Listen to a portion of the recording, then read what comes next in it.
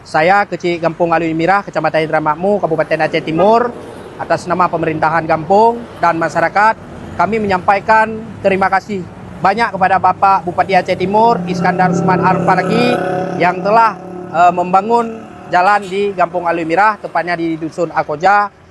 Dalam hal ini, jalan yang dibangun ini sangat bermanfaat untuk perekonomian masyarakat, di mana jalan tersebut sudah 20 tahun lebih tidak pernah tersentuh, dan alhamdulillah pada tahun ini jalan tersebut sudah dibangun. Harapan kami juga kepada Bapak Bupati untuk melanjutkan pembangunan jalan Alui Mirah ke Kuta Binjai, khususnya di wilayah Kecamatan Indramayu.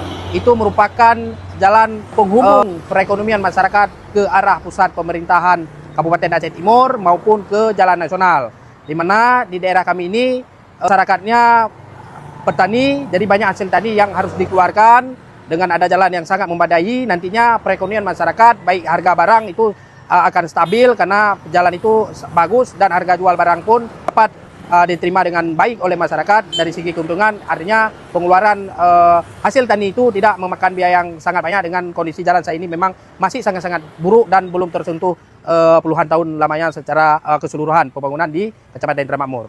Terima kasih. Assalamualaikum warahmatullahi wabarakatuh.